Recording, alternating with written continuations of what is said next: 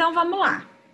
A gente tem que saber alguns cuidados que a gente tem que fazer nessa pediatria, independente de ser na internação, se for um cuidado lá no PS infantil, em algum local que essa criança vai estar. E aí, começamos, né? Lá do início. Ah, mas higiene oral. Sim, é muito importante. A gente tem que saber que aqui, ó, essa higiene bucal, pessoal, deve se iniciar desde o nascimento desse bebê. Nossa, mas desde o início do nascimento, sim. Por quê? O bebê, conforme ele vai mamando, vai formando aquela crostinha na boquinha dele. Então, como que a gente vai saber fazer isso? Essa limpeza, ó, deve ser feita com o quê? Gaze ou fralda umedecida em água. Por quê? A partir desse momento, a gente vai começar a fazer aqui, ó, remover os resíduos de leite que tem. E aí tá. Isso é enquanto é bebezinho, que não tem nenhum dentinho. A partir do momento que cresce, ó, os primeiros dentes, que por volta, às vezes, dos 6 meses, tem criança que nasce depois de 1 ano, tudo, a fralda vai ser substituída. E aí, a partir do momento que essa fralda é substituída, a gente vai fazer o quê? Usar uma dedeira.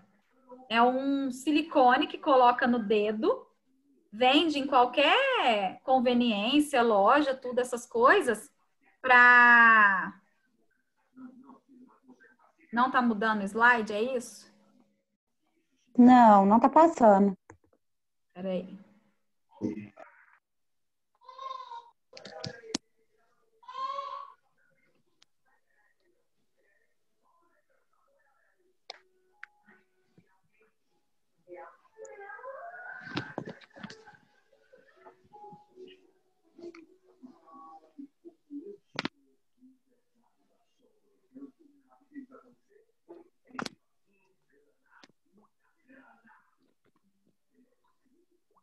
Dessa forma passou ou ainda não? Não, né? No meu passou. No meu passou. Deixa eu ver se eu tirei esse aqui daqui. Esse outro não. Ou tá passando agora? Passando. Agora tá passando. Então tá. Aí outro coisa. Pronto, agora tá aparecendo higiene oral, né? Sim. Então tá. Então, o que eu tava falando? Em questão de aparecer o primeiro dentinho, a gente vai usar uma dedeira. Essa dedeira tem a pontinha como se fosse escovinha de dente. Então, a gente vai usando, e aí, a partir do momento que começa a aparecer os dentinhos maiores, o que a gente vai fazer? Aí vai começar a higiene mesmo com a escovinha de dente e pasta de dente. Até então, não precisa, tá, pessoal? E aí, o que a gente vai fazer? Porque a criança adora comer pasta de dente, né? Pelo menos o meu aqui de casa, se eu não esconder a pasta, ele come tudo. E aí, a hora que eu vou ver, a pasta tá... E como diz ele, esse dia ele falou assim pra mim, mãe, a pasta tá murcha. Eu falei, murcha, comeu, né? Deve ter posto até... Foi uma pasta inteirinha. E aí, o que a gente tem que pôr? Qual a quantidade? Ó, é como se fosse um arroz cru. E as crianças fazem arte, por isso a gente tem que tomar cuidado. E se fosse uma pasta com flúor, né? É porque a gente compra essas com gostinho, come, que é uma beleza. Então, a gente tem que ter essa noção de quantidade, tá? E aí, aqui, ó, no final dessa escovação, a gente tem sim que limpar, porque às vezes a criança ela não vai conseguir fazer o enxágue, né? Que é encher a boquinha de água e cuspir. Então, a gente tem que fazer, tirar esse excesso. E aqui, ó, a partir dos 3 anos, mais ou menos, que ela vai aprender a cuspir e fazer tudo certinho. E aqui, lembrando, ó, cresceu, mudou a pasta de dente, já não tem que engolir mais, porque dependendo dessa ingesta pode fazer mal, tá, gente? E aí, em questão de visita ao dentista, vocês já pararam para pensar quando que essa criança tem que ir ao dentista? Quando eu fui montar essa aula, eu achei muito interessante, porque às vezes a gente não pensa, né? É a partir do momento que essa mãe tá grávida. Então, a primeira ida no dentista é enquanto ele está na barriga dessa mulher. Por quê? A mulher, quando ela está gestante, além dela precisar de alguns cuidados com ela, que vocês vão saber lá na aula de saúde da mulher, ela precisa já saber também o que ela vai fazer com esse bebê. Quantas e quantas mães tem aqui no grupo e sabia já que esse bebê precisava ser a boquinha higienizada desde o momento que ele mama? Às vezes a gente não tem essa sabedoria, né? A gente não tem essa noção. E aí, independente da consulta, gente, a primeira consulta desse bebê é por volta de 6 meses. Então, a mãe vai, enquanto gestante, aprende como que faz, e aí, por volta de 6 meses, o ideal é levar esse bebê. Pode ser que ainda não tenha nascido o dentinho, às vezes a gente espera, mas nasceu o primeiro dentinho, leva, por quê? Para ver se tá nascendo certinho, se tá da corzinha certa, para ver se tá tudo ok. E principalmente, gente, a gente tem que levar num profissional que seja habilitado, né? Um que não vai traumatizar essa criança, porque às vezes é um profissional que não tem noção nenhuma de como lidar com criança. Então a gente tenta levar em um que pelo menos saiba o que falar, como fazer com essa criança, né? Como cuidar. Porque assim, eu falo por mim mesma, eu tenho um trauma de dentista que eu quis que não tivessem com os meus filhos, então eu tentei fazer dessa forma. E aí, ó, a gente vê muito essa benditinha aqui, ó, cárie de mamadeira. Vocês já ouviram falar isso? Essa cárie, gente, ela é provocada por quê? É aquela famosa assim, ó, vai escovar o dente para dormir.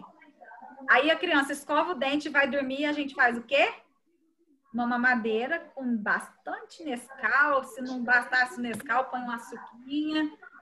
E aí, o que adiantou eu escovar esse dente? Então, é a famosa chamada cárie de mamadeira. E aí, ela aqui, ó, ela é de desenvolvimento muito rápido. E, às vezes, a gente não percebe. Eu dando aula de saúde da criança e do adolescente, falando isso tudo para vocês, o meu filho teve uma cárie, ele fez 5 anos agora, mas ele teve a cárie com 4 aninhos, que é uma cárie de fio dental.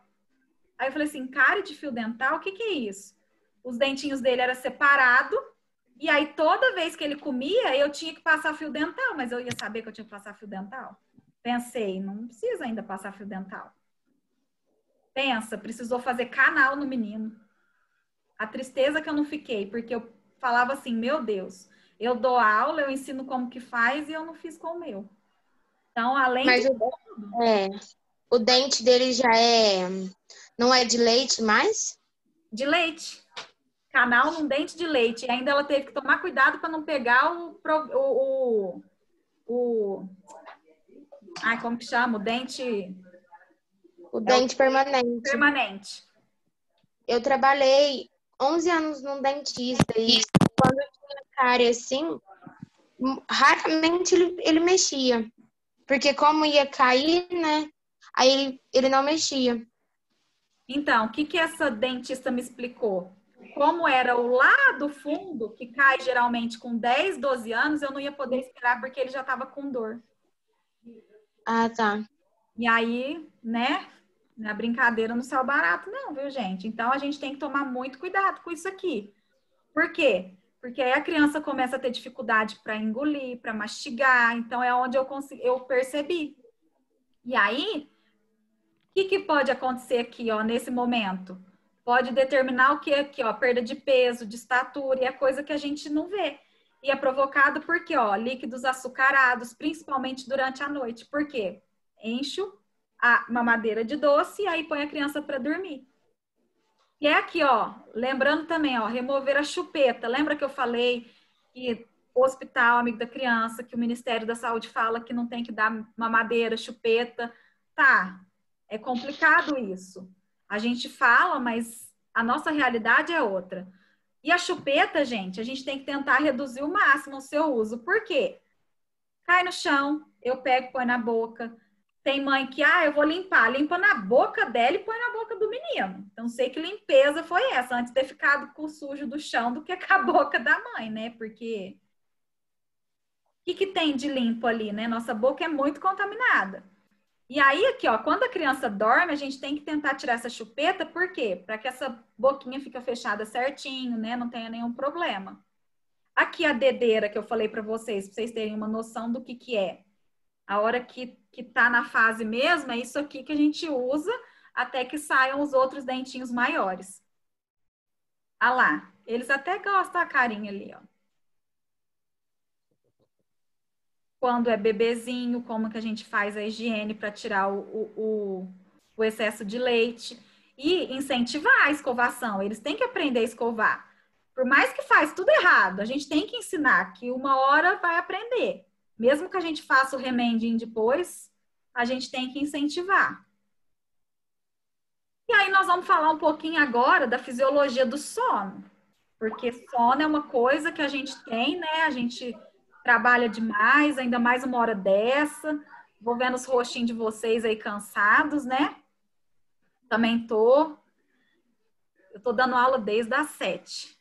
De uma escola, já vim para de vocês. Então, a gente fica com sono mesmo. Então, pensa a criança. E o sono, pessoal, é uma função que vai ocupar grande parte dessas crianças. É um desafio para os pais, porque assim, como se diz, né? Quando se tem um filho, o pai volta a dormir, o pai e a mãe, uma noite de sono inteira quando ele completa seus 6 anos de vida. Mas a gente tem que saber a essência do sono, o que é normal, o que é um sono normal, um aspecto que seja fisiológico. E aqui, ó, o que vai falar? Ó, o sono é um estado comportamental reversível, caracterizado pelo quê? Ó, diminuição de resposta e interação com o ambiente. Então, quer dizer que o quê? A criança vai estar lá, quietinha, é hora de eu descansar, é hora que ela apaga, né? E quando vai dormir, tem alguém complicado. Passou?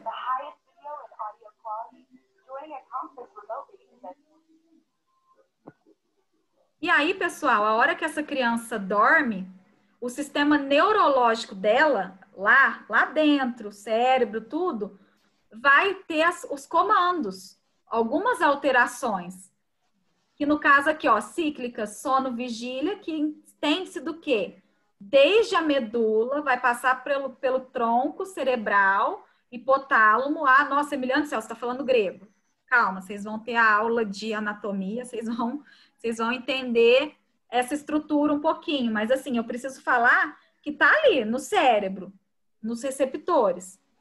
E aqui, ó, quais seriam essas duas teorias mais populares? Primeiro, o que é o sono? Ele é essencial para a restituição de funções cerebrais. Então, é na hora do sono que a criança vai o quê? Restituir as funções. E não só as crianças, nós também. E é onde a gente vai reabastecer o corpo, ó. Visto que o quê? O que o sono faz? Ele faz a sua imobilidade imposta, que traduz o quê? Num corte dos gastos energéticos. Claro, gente, que tem hora que a gente dorme, parece que a gente acorda mais cansado, né? E aí, quando a gente tem essa sensação, é o quê? Parece que não teve esse corte aqui. Parece que a gente, principalmente se a gente está ansioso, cansado, ou então, comecei num trabalho novo. Parece que a gente trabalhou o dia inteiro no trabalho novo e ainda no sono, né? Parece que a gente fica ali. A criança, ela consegue fazer essa restauração na hora desse sono.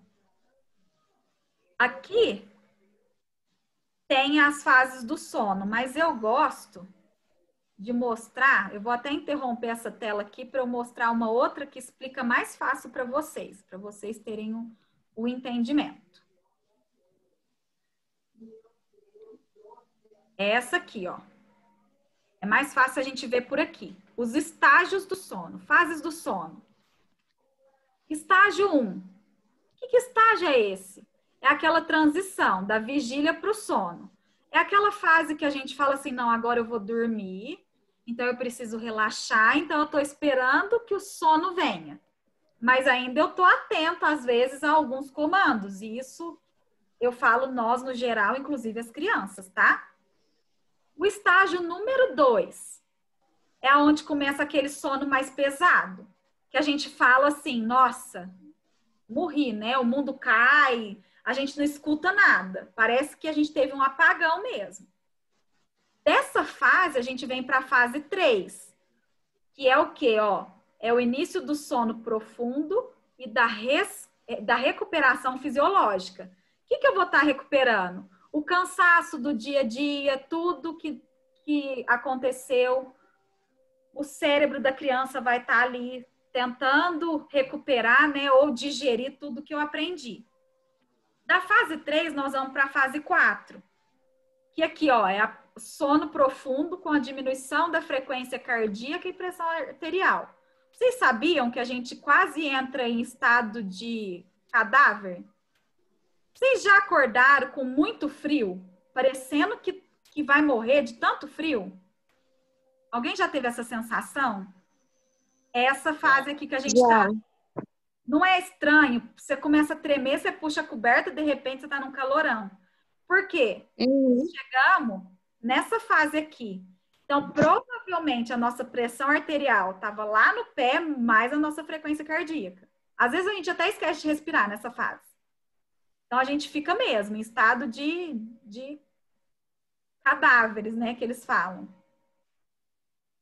Eu já e várias vezes. Eu também vivo acordando assim. Eu acho que está me acontecendo alguma coisa, mas aí vai ver, porque geralmente quem já tem a pressão mais baixa sente isso aqui mais, muito mais, tá? E aí, depois de passar por tudo isso aqui, vem esse REM. O que é o REM? REM é o sono restaurador. A gente fica imóvel. É aquela fase do sono que a gente tenta gritar e não grita, a gente tenta mexer, parece que a gente está acordado e a gente não consegue. Eu acho que todo mundo também já teve isso aqui. A gente está tentando e parece que eu não existo ali, parece que... E aí aqui, ó, é nessa fase onde a gente sonha. E pode ser que é quase o final do nosso sono isso aqui. Aí tem gente que vai falar assim para mim, nossa, eu acho que eu não tenho nenhuma dessas. Porque do jeito que eu durmo, eu acordo. Tem vezes que é assim mesmo, né? Que a gente deita e parece que mumifica. Fiquei na mesma posição. Mas, às vezes, é porque a gente não tem noção. Mas a gente passa por todas essas etapas, inclusive as crianças. Lembrando, gente, que esse primeiro estágio aqui é aquele bendito estágio que a gente está quase pegando no sono e dá aquele pulo. Aquele susto que você acha que o coração vai parar de bater. Que é aquela coisa que dá. Então, isso aqui, ó, eu cobro em prova, eu cobro em trabalho, então vocês tratam de aprender, e se não aprendeu, tira dúvida, hein, tá? Porque a gente precisa ter uma noção de quando essa criança está internada com a gente, de como ela tá, de o que está acontecendo, o que ela está sentindo. Ah, vou voltar para outra tela lá, vou compartilhar. Professora, e a paralisia do sono? É na fase REM. Que a gente tenta e não tem nenhuma manifestação. Entendeu? Uhum. É nessa fase que acontece.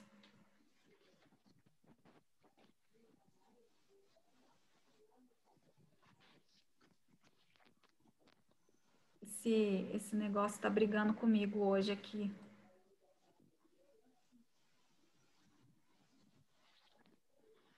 Voltou a aparecer para vocês essa outra? Sim, voltou. E aí, aqui, ó, é relacionado à criança. Então, vamos entender aqui a parte do REM, ó. Para a criança é um pouquinho diferente, ó. Nessa fase REM é onde as crianças têm aqui, ó, características de sono profundo com características de sono leve. Ela vai durar em torno de mais ou menos 90 minutos, tá? E o que vai acontecer? É na segunda metade da noite, tá? Isso a gente viu, né? Que é lá no fim. E o que acontece, ó? A gente tem relaxamento do tônus muscular, exceto nos recém-nascidos. Recém-nascido, a gente vê que eles mexem demais, às vezes é a face, né? Por quê? Qual que é a diferença do recém-nascido? Quando a gente tem um recém-nascido, ele está acostumado ali dentro do útero, apertadinho. E aí, quando ele está fora, ele ainda não tem essas fases certinhas, tá? E, continuando aqui, ó, o recém-nascido frequentemente inicia a noite em sono REM já. Então, ele já inicia a noite dele quase que no fim da nossa. Deu para dar uma entendidinha, assim? Porque o recém-nascido, ele já dorme demais. Então, ele já pula essa fase. Ele não tem muito esse. E aí, quando eles estão lá, né, crescendo, a gente vai vendo que o sono começa a diminuir. Então, ó, nos primeiros meses de vida é normal que eles durmam, olha aqui, ó, de 16 horas diárias ao nascer para 14 horas diárias até os seus 16 meses. Somando o quê? Sono noturno e aquele cochilinho que dá à tarde, né? Tem muitas crianças que têm essa rotina, principalmente em escola, em casa, tem sempre aquele soninho da tarde. A partir dos seus 16 meses, olha só, de 4 para 8 horas e meia. Pensa uma mãe que tem a sorte de pegar uma criança que dorme só 4 horas. Então, eu não sei se é sorte, né? Mas assim, dá essa diminuída, mas depois começa a aumentar de novo, ó. De 2 a 3 anos, 12 horas diárias. E depois aqui, ó, de 9 a 12 anos, 9 horas diárias. Eu não sei se eu concordo com esses 12 não, porque eu tenho uma de 12 anos aqui que se deixar ela inverna. Não sei na casa de vocês como que é. Mas se deixar, vira uma ursinha dentro do quarto. Falamos da higiene bucal, falamos do sono. Posso passar para a higiene íntima? Tá tudo certo? Pode. Então tá. A gente sabe, pessoal, que essa higiene a gente tem que ter muito cuidado. A gente sabe principalmente que o bebê é muito frágil, é uma pele muito sensível. E aí, toda a pele do bebê é mais fininha. Então, a gente tem que ter noção de que nem tudo que a gente usa na nossa pele vai ser o mesmo que a gente vai usar na pele desse bebê. Só que a gente tem que fazer essa higiene. E também a falta de limpeza ou fazê-la sem o devido cuidado vai permitir o quê? Ó, que urina e fezes ajam sobre a região e vai provocar o quê? Alguns processos inflamatórios locais, que pode ser tanto dolorido quanto pode virar uma infecção. Quantas e quantas vezes mães de bebês muito pequenos voltam para o hospital porque o bebê está com uma infecção de urina? Ah, mas por que está com uma infecção de urina? O que está acontecendo para ter isso? Às vezes, gente, é uma higiene inadequada. E nem sempre é porque ela não sabe. Ou, não é que não sabe. Não é porque ela não, vamos dizer assim, ela não é cuidadosa. Às vezes é por não saber. Teve uma vez na maternidade que eu perguntei para a mãe o que estava acontecendo, porque eu passei em visita no quarto e a bebezinha chorava, chorava, chorava e eu queria entender o que era. E ela falava assim para mim, mas tem uma coisa aqui que não sai. Eu falei assim, como assim não sai? Ela, não. Eu falei, não, deixa eu ver o que está acontecendo, porque às vezes você está tentando tirar demais, porque vocês sabem que a criança nasce com aquela proteçãozinha, o vernix, né? Aquela massinha branca, não sei se todos já viram, que fica no pescocinho, dobrinhas. E nasce na genitália também. Então eu pensei, deve estar tentando. Quando eu fui no quarto e olhei mesmo, eu falei, faz para eu ver. Ela estava tentando, ela queria arrancar o clítoris da criança. Ela não sabia o que era. Eu falei, gente do céu, será que ela não se toca? Será que ela não sabe o que ela tem? Pensei, não sabe, porque para ela estar fazendo desse jeito, então às vezes a gente tem que fazer e mostrar, olha, isso é do bebê. Uma criança do sexo feminino às vezes fica inchadinho, então é comum. Então, às vezes é porque não sabe mesmo, não tem noção. E aí a gente tem que lembrar aqui, ó, na hora do banho, quais seriam os cuidados gerais na hora do banho? Sua voz está falhando, professora. Falhou? Vamos ver se volta. Às vezes é minha internet também que já tá dando sinal. Muitas pessoas, gente, têm medo de dar banho, né? Que parece uma situação assustadora. Na nossa rotina em hospital, como que está sendo agora? A equipe de enfermagem, no caso nós, né? O que vai acontecer? A gente vai dar o primeiro banho ao lado dessa mãe e mostrar como que a gente vai fazer. E depois ela tem que fazer. E muitas das vezes eles acham que é porque a gente está com preguiça. A gente não quer ou não, sei lá. Mas não é isso. Vocês concordam comigo que a partir do momento que ela tem um bebê, o bebê é dela? Quem que vai fazer em casa? É ela, o marido, sei lá, a avó do bebê. Então a gente tem que ensinar e tirar esse medo deles. E aqui, ó, parece assustador, mas a gente tem que ter noção de que não é tudo isso. A gente tem que ter noção, gente, de que a água tem que estar numa temperatura boa, tá? E que a gente tem que saber usar tanto sabonete quanto algum shampoo. Professora, aqui não tá aparecendo nada, não. Não? Tá aparecendo um slide de dar banho, pode ser muito assustador. E agora? Aham. Mudou? Você tá nesse. Eu já mudei. Mudou aqui o que eu tô falando? Não, ela tá nesse slide mesmo de dar banho. Ah, tá. Que ela tá Isso, sim, finalizando a na água aí. temperatura aqui, que mostra a temperatura. É isso mesmo. É, isso mesmo. Então é isso, estamos certo. E aí a gente tem que saber quais produtos usar. O mesmo shampoo que eu uso não vai ser o mesmo do bebê.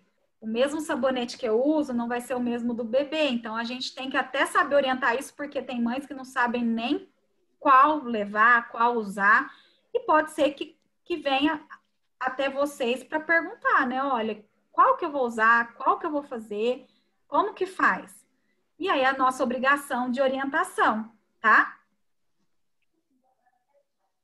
E aí, pessoal, menina, né? O que a gente vai fazer com as meninas? Às vezes a gente tem muita dificuldade que os pais morrem de medo, né? Ai, mas eu vou machucar porque é menina, tudo. Não, a gente tem que ensinar que aqui, ó, muito importante a higienização da parte externa da vulva e também dentro dos lábios, né? Porque, querendo ou não, é um órgão interno e fica escondido, porque como tá com a fraldinha, a hora que faz fezes, essas fezes sobem.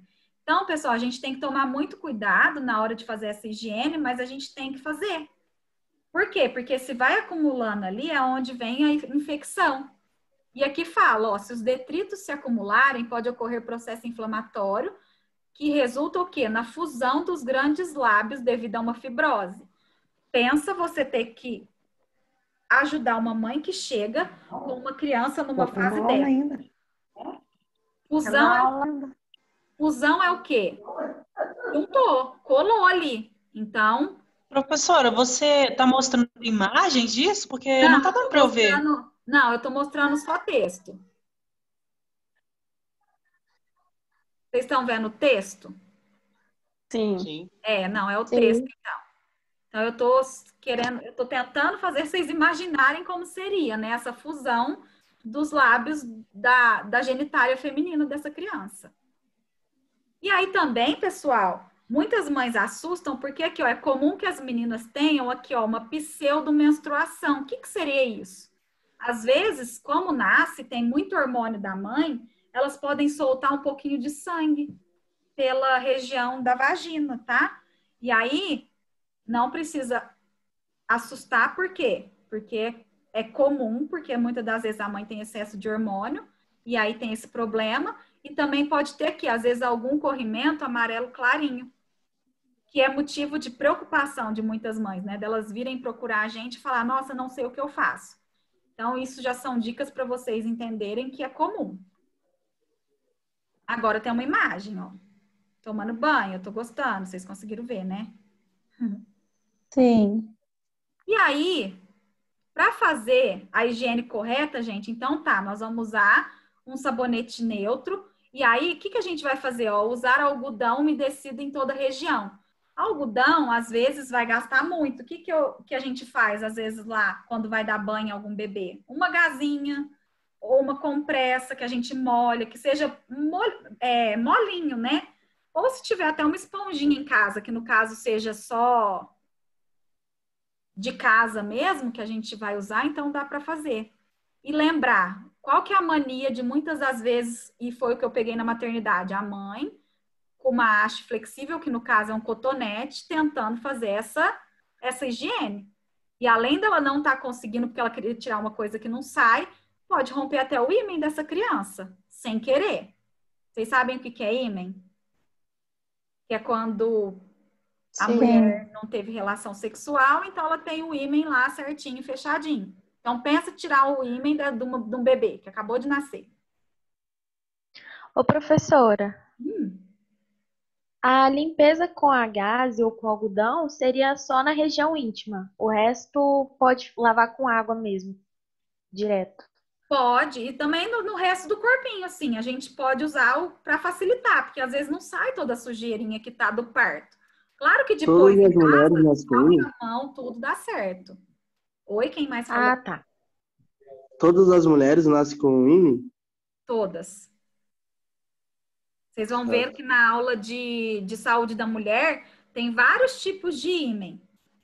Tem até aquelas que têm o ímen imperfurado. Já aconteceu de chegar uma criança para mim, lá onde eu trabalho, de 10 anos, 10, 12, que estava com muita dorzinha na barriga, dor na barriga, e aí foi ver o que ela tinha. Ela tinha esse ímen imperfurado, porque o ímen ele tem vários furinhos ou ele tem um furo. E aí, o que acontecia? Por esse ímen ser imperfurado, ela não conseguia fazer a eliminação da menstruação. E aí, precisou do médico fazer um furinho no ímen dela para que essa menstruação saia. Ele não é totalmente fechado. Só se tiver alguma anormalidade. Certo? E aqui, ó, não é indicado o uso de sabonete íntimo para crianças de 8 até 10 anos. Só se o pediatra pedir. Caso contrário, vai usar o sabonetinho normal. Já o menino, gente, como que é o menino? Ao contrário dos adultos, o bebê ainda tem aquela pele que reveste, né, o pênis. E a grande maioria nasce com essa glande totalmente coberta, né? Então, é onde a gente tem que tomar cuidado e fazer uma higiene correta. Fazendo massagenzinha, chegando para trás para ver e fazer essa higiene, tá? E aqui, ela não pode ser movida na hora de lavar, que na verdade torna essa higiene ainda até mais simples, não precisa. A tendência normal é que essa pelinha, ela vai aos poucos. Ela tem até 12 anos para que exponha esse pênis totalmente, tá? E aqui, ó, quando tá finalmente exposta, é aonde precisa cuidar. E aí tenta-se uma pequena abertura do prepúcio sem forçar. E se houver secreção, vai tirar. E é normal também, igual menina, ó. Embebido em água, óleo, sabonetinho neutro, tá? Então não tem muito segredo. E aí aqui, ó, a gente tem que lembrar, sabe o que acontece? No caso da menina, as fezes sobem para a região da vagina.